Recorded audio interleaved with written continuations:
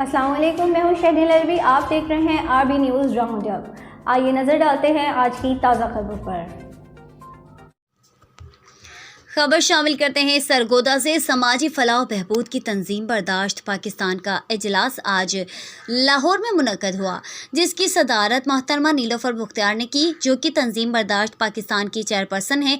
इजलास में गुज़िश्ता साल की कारकर्दगी की बिना पर आइंदा साल के लिए तंजीम के अहदेदारान का चुनाव भी किया गया, जिसमें पूरे पंजाब के हर ज़िला में बॉडियाँ बनाई गई और ज़िला सरगोदा से मलिक आफ्ताब अहमद ऐवान को ज़िले सदर बर्दाश्त सरगोदा मुंतखब किया गया, जिसका नोटिफिकेशन बाकायदा तौर पर नीलोफर मुख्तियार चेयरपर्सन बर्दाश्त पाकिस्तान ने जारी कर दिया। जबकि बहुत जल्द मलिक आफ्ताब अहमद ऐवान सदर बर्दाश्त पाकिस्तान सरगोदा में अपनी टीम मुकम्मल करके काम शुरू करेंगे और सूबाई सदर मोहतरमा नादरा साहिबा को सरगोदा मदऊ करके मजीद लाइहा अमल तैयार करेंगे, ताकि समाजी फलाह के लिए बनाई गई ये तंजीम ज़्यादा से ज़्यादा लोगों को मुस्तफ़ीद कर सके।